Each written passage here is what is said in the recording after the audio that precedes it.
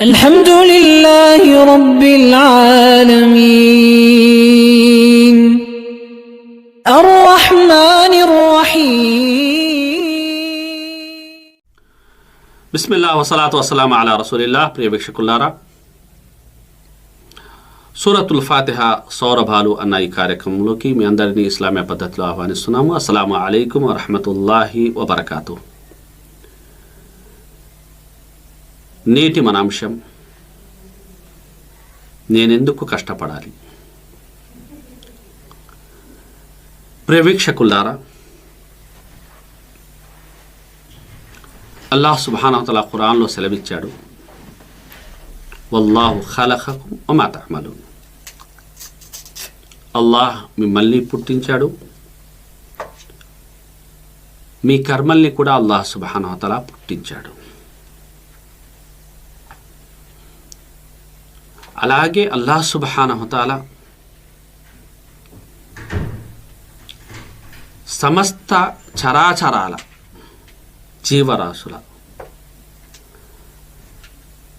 విధిరాతలను, భూమి ఆకాశాలను పుట్టించగా 50,000 సంవత్సరాల క్రితమే అల్లాహ్ సుబ్హానహు వ తఆలా లిఖితపూర్వకంగా భద్రపరిచేశాడు అని కూడా మనం చెప్పుకున్నాం.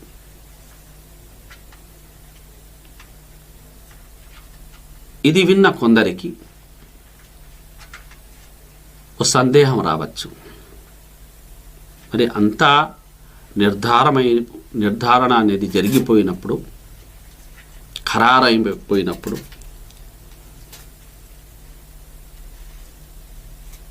నేనెందుకు కష్టపడాలి? ఏది జరిగితే అది జరుగుతుందిలే. మరి ఈ ప్రశ్న అడిగేవారు అన్ని విషయాల్లోనూ అంతే నిజాయితీగా ఈ ప్రశ్న అడుగుతారా అంటే ఉండదు. దాదాపు ధార్మికపరమైన, ధనపరమైన, ఇతరత్ర విషయాల్లో మాత్రమే ఇలాంటి ప్రశ్నలు అనేది లేవనెత్తుతూ ఉంటారు. అయితే కొందరికి అవగాహన లేని కారణంగా ఇలాంటి సందేహాలు వచ్చే అవకాశం లేకపోలేదు. కనుక అలాంటి ఓ సంఘటన కూడా మనం వివరించుకుంటూ ముందుకెళదాం.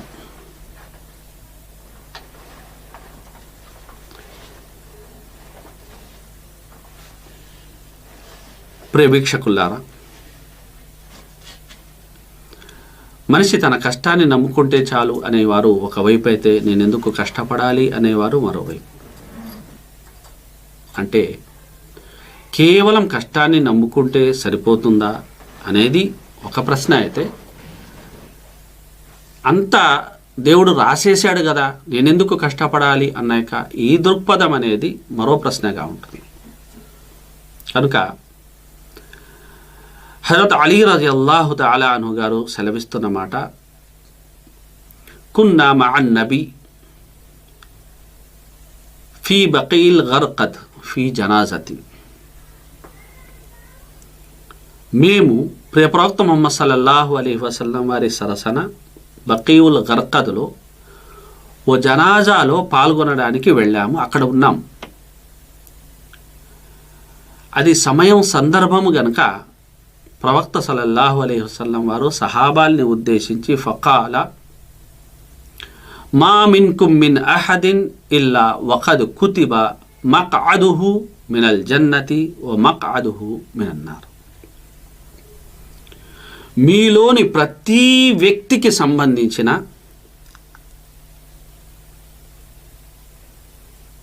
గమ్యస్థలం, అది నరకానికి సంబంధించినదా, స్వర్గానికి సంబంధించిన, అతని నివాసం అనేది నరకంలో ఎక్కడ ఉంటుంది, అలాగే స్వర్గంలో ఎక్కడ ఉంటుంది, అతని గమ్యస్థానం ఎక్కడ ఉంటుంది, నివాస స్థలం ఎక్కడ ఉంటుంది అన్నాక ఈ నిర్ధారణ అనేది జరిగిపోయింది అని చెప్పినప్పుడు సహాబాలు ప్రవక్త ముహమ్మద్ సల్లల్లాహు అలైహి వసల్లం వారిని ఉద్దేశించి, యా రసూలల్లాహ్ అఫలా నత్తకిల్, మరి విషయం ఇదైనప్పుడు మరి దీని మీదే భారం వేసి కర్మను వదిలేయచ్చు కదా, అలా వదిలేయాలనా? అఫలా నత్తకిల్, దీన్నే నమ్ముకొని కర్మలు చేయకుండా ఉండిపోవాలా అని సహాబాలు ప్రశ్నించారు. ప్రవక్త సల్లల్లాహు అలైహి వసల్లం వారు సమాధానంగా చెప్పిన మాట ఫకాల ఇఅమలు ఫకుల్లున్ ముయస్సరున్ ثم قرأ فأما من أعطى واتقى وصدق بالحسنى فسنيسره لليسرى وأما من بخل واستغنى وكذب بالحسنى فسنيسره للعسرى. మీరు పని చెయ్యండి, ఇఅమలు మీరు పని చెయ్యండి.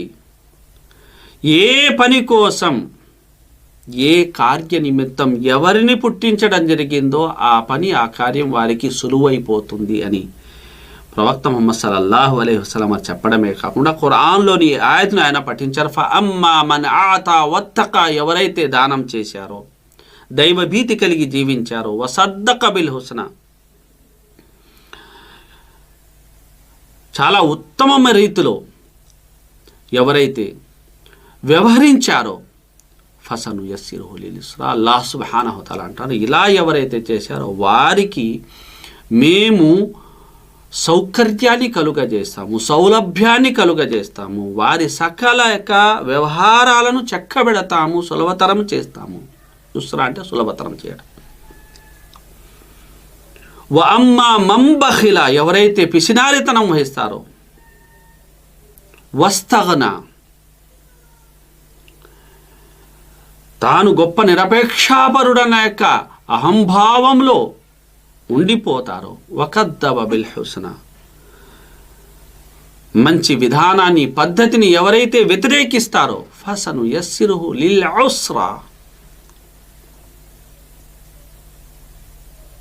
అతని కష్టాల పాలు చేస్తాం, అతని ఏ విషయాన్ని సరే కష్టతరం చేస్తాం.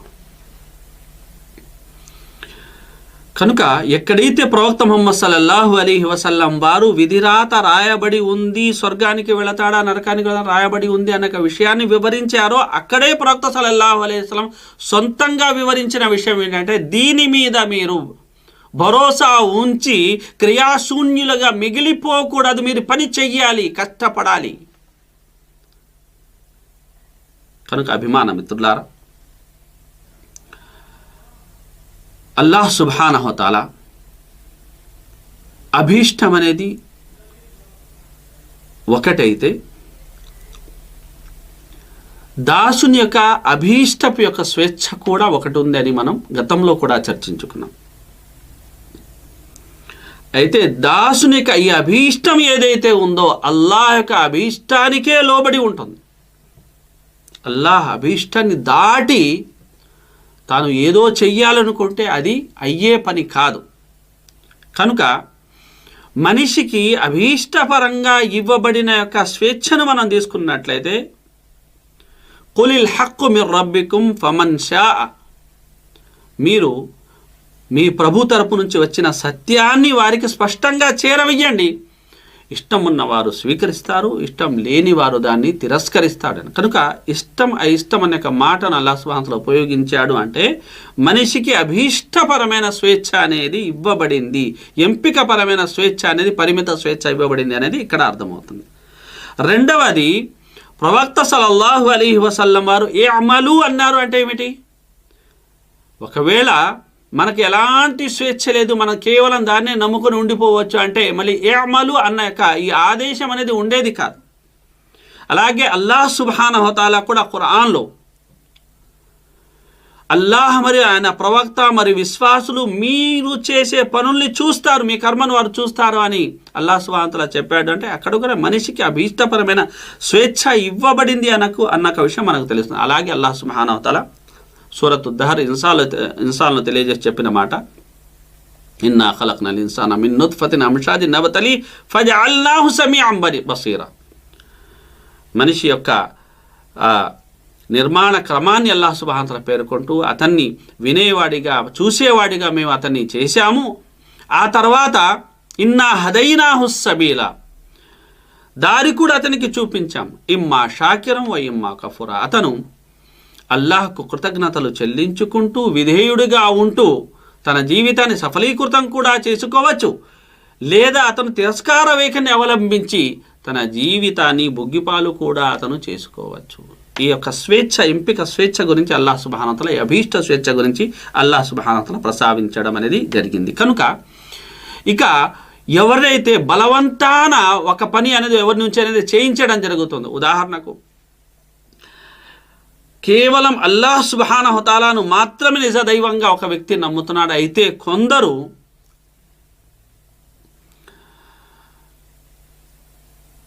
దౌర్జన్య పరులు వచ్చి బలవంతం పెట్టి విగ్రహాలను కొలవాల్సింది అంటే మిథ్యా దైవాల పేర్లను ఉచ్చరించాల్సిందిగా బలవంతం చేసే ప్రాణభయంతో ఇతర భయాలతో అతను ఒకవేళ ఉచ్చరించాడంటే అతని అభీష్టం కాదది.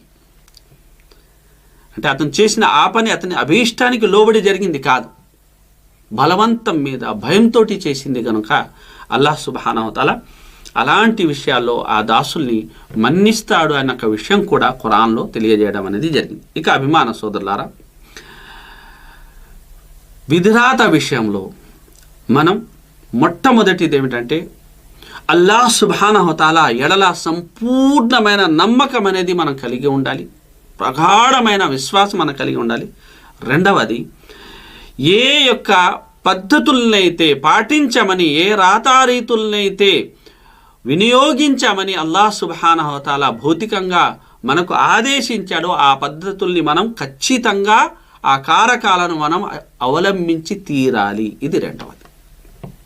ఇక అభిమాన సోదరులారా, ప్రవక్త సల్లల్లాహు అలైహి వసల్లం వారి యొక్క ఈ ఉల్లేఖనం దీన్ని మరింత స్పష్టపరుస్తుంది. ప్రవక్త సల్లల్లాహు అలైహి వసల్లం వారు అన్నారు, ఇహ్రిస్ అలా మా యన్ఫఉక్, నీకు మేలు చేసే ఏదైనా సరే దానికోసం నువ్వు పాటుపడు, ప్రయత్నించు. ఇహ్రిస్ అంటే బాగా ఆకాంక్షతో కూడిన ప్రయత్నాన్ని హిర్స్ అంటారు. కనుక ఆ మేలుని కాంక్షించడంలో తప్పు లేదు, దానికోసం నువ్వు ప్రయత్నం చేయి.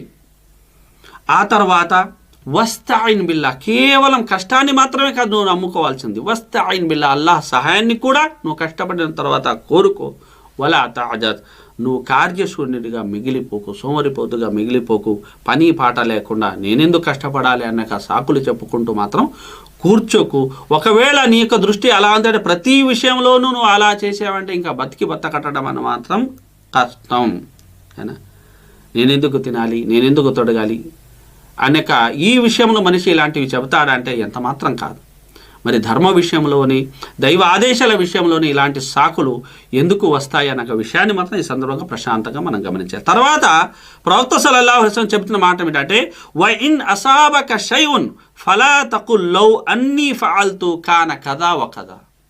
ఒకవేళ నువ్వు పడాల్సిన శ్రమ పడ్డావు, అవిరళంగా పరిశ్రమించావు, అహోరాత్రులు కష్టపడ్డావు, అల్లాహ్ను నమ్ముకున్నావు, అల్లాహ్తో సహాయం కూడా కొరవు, అయినప్పటికీ నీ మేలు జరగడానికి బదులు ఒకవేళ నీకు ఏదైనా కీడు గనక జరిగినట్లయితే, అయ్యో నేను అలా చేసి ఉంటే ఇలా అయ్యేది కాదే, అలా జరిగేది కాదే అని మాత్రం అనకు.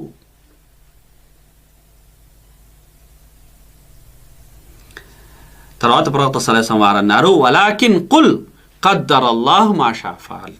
ఏమనాలి ఆ సందర్భంలో? ఖద్దరల్లాహ్, ఈ అల్లాహ్ సుబ్హానహు వ తఆలా తక్దీర్, ఆయన నిర్ధారించిన యొక్క విధిరాత ఇది.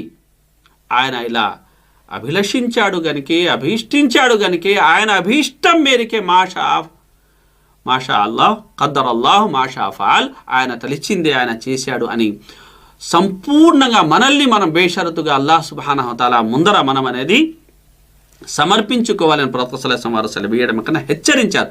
ఫఇన్న లౌ తఫ్తహు అమల షైతాన్, ఒకవేళ అన్న మాట ఏదైతే ఉందో అది శైతాన్ కార్య తలుపుల్ని, అతని ప్రేరణ తలుపుల్ని అది తెరుస్తుంది అని ప్రవక్త ముహమ్మద్ సల్లల్లాహు అలైహి వసల్లం వారు సెలవీయడం అనేది జరిగింది. కనుక క్రియా జీవితానికి అంటే ఎందుకు కష్టపడాలి అన్నదాన్ని మనం తీసుకున్నట్లయితే ప్రవక్త సల్లల్లాహు మరొక ఉల్లేఖనం ఏంటంటే, లౌ అన్నకుం కుంతుం తవక్కలూన అలల్లాహి హక్క తవక్కులి లరుజిక్తుం కమా యుర్జకు తైరు తగుదు ఖిమాసం వ తరూహు బితనా. మీరు ఎలాగైతే అల్లాహ్ ఎడల ప్రగాఢ నమ్మకం కలిగి ఉండాలి, అలాగనుక ప్రగాఢ నమ్మకం కలిగి ఉన్నట్లయితే అల్లాహ్ సుబ్హానహు వ తఆలా పక్షులకు ఎలాగైతే ఆహారాన్ని, జీవనోపాధిని ప్రసాదించేవాడో అలాగే మీకు కూడా జీవనోపాధిని ప్రసాదించేవాడు. తర్వాత ఒక గొప్ప సూత్రాన్ని ఆయన చెబుతున్నారు ఇక్కడ. ఏమిటి? తగుదు ఖిమాసం వ తరూహు బితానా. అవి గూట్లు వారి యొక్క గూటిలోనే అవి ఆ చెట్టు మీదే కూర్చొని ఉండవు.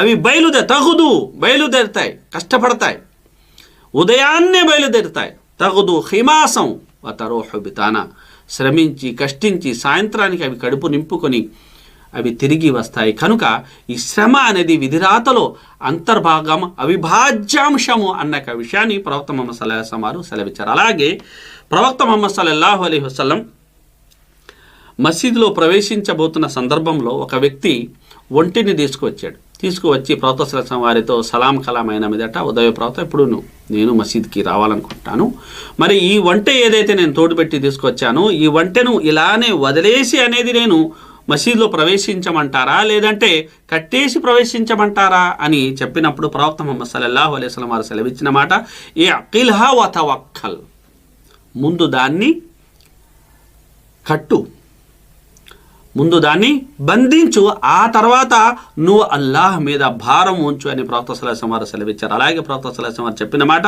ఇన్నమల్ ఇల్ము బిత్తఅల్లుమ్, జ్ఞానం అనేది నేర్చుకోవడం ద్వారానే వస్తుంది. వల్ ఫిఖ్హు బిత్తఫక్కుహ్, అవగాహన నైపుణ్యం అనేది కూడా అలాంటి వ్యక్తుల సహచర్యం వల్లనే లభిస్తుంది అని ప్రవక్త సల్లల్లాహు అలైహి వసల్లం అంటే కారకాల్ని సూచిస్తున్నారు.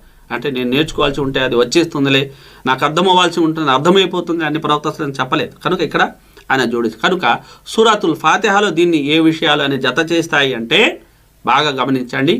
ఇయ్యాక నఅబుదు, మనం పడాల్సిన శ్రమ ఇది. ఇయ్యాక నఅబుదు, నేను కష్టపడాలి. ఇయ్యాక నఅబుదు, ఇబాదత్ అంటే శ్రమ కదా, సమయాన్ని వెచ్చించాలి, శుచి శుభ్రతల్ని పాటించాలి. ఆ తర్వాత మనం రుకు చేయడం కానీ, సజ్దా చేయడం కానీ, ఖురాన్ పారాయణ, ఏదైనా సరే ప్రార్థనకు సంబంధించి దానా ధర్మాలు కావచ్చు, హజ్ కావచ్చు, ఉమ్రా కావచ్చు, తల్లిదండ్రుల సేవ కావచ్చు, ఏదైనా ఆరాధన సంబంధించిన ఏవైనా సరే ప్రతి దాంట్లోనూ మన శ్రమ అనేది, సమయం అనేది, సంపద అనేది మమేకమై ఉంటాయి. కనుక ఇక్కడ ఇయ్యాక నఅబుదు ఏమంటుంది, కష్టపడమంటోంది, ఆరాధన చెయ్యాలి. ఓ అల్లాహ్, మేము నిన్ను మాత్రమే ఆరాధిస్తున్నాము. ఆరాధన అంటే కర్మకు సంబంధించి, అంటే కర్మ అనేది చెయ్యాలి, కష్టపడాలి. తర్వాత వ ఇయ్యాక నస్తఈన్, నా అభీష్టం నీకు నేను అంకితం చేశాను, అంటే నిన్ను ఆరాధించడంలో నా అభీష్టాన్ని నేను త్యాగం చేశాను. ఇక నన్ను ఆదుకోవడం అనేది అది నీ మీద ఉంటుంది అని అల్లాహ్ సుబ్హానహు వ తఆలాతో మనం ఏం చేస్తున్నా అంటే సవినయంగా వేడుకుంటున్నాము. కనుక వ ఇయ్యాక నస్తఈన్, మా యొక్క పాటు మేము పడ్డాము, మా ప్రార్థన మేము చేసాం, మా దువా మేము చేసాం, దాన ధర్మాలు మేము చేసాం, మా యొక్క సామాజిక సేవ మేము చేశాము. ఇవన్నీ మేము చేసినతో అల్లాహ్ సహాయం మాత్రం దీన్ని స్వీకరించే యొక్క ఆ భాగ్యం ఏదైతే ఉందో ఆ భాగ్యాన్ని ప్రసాదించడం కానీ, తర్వాత మా సమస్యల్ని తీర్చడం కానీ అది నీ మీదనే ఉందనే పూర్తిగా భారం అనేది మనం మోపాలి అనే ఈ రెండు విషయాలు సూరతుల్ ఫాతిహాలో మనకు ఉన్నాయి. కనుక అల్లాహ్ సుబ్హానహు వ తఆలా యొక్క మాటతోటి మన మాటను పూర్తి చేద్దాం. అల్లాహ్ సుబ్హానహు వ తఆలా అన్నాడు, ఫఅబుద్హు వ తవక్కల్ అలైహి, ఫఅబుద్హు, అల్లాహ్ను మాత్రమే ఆరాధించు, అలాగే ఆ తర్వాత ఆయన మీద సంపూర్ణంగా భారం ఉంచు. ఈ రెండు మాటలు ఏవైతే ఉన్నాయో ఇవి మనకు అల్హమ్దులిల్లాహ్ మనం కష్టపడిన తర్వాత అల్లాహ్ మీద భారం వెయ్యాలి అన్న విషయాన్ని తెలియజేస్తున్నాయి. ఏదేమైనప్పటికీ అభిమాన సోదరులారా, అల్లాహ్ సుబ్హానహు వ తఆలా చెప్పబడిన విషయాల్ని ఆకలింపు చేసుకొని ఆచరించి సద్బుద్ధిని మనందరికీ ప్రసాదించాలని కోరుతూ సెలవు తీసుకుంటాము. వస్సలాము అలైకుం వరహ్మతుల్లాహి వబరకాతుహు.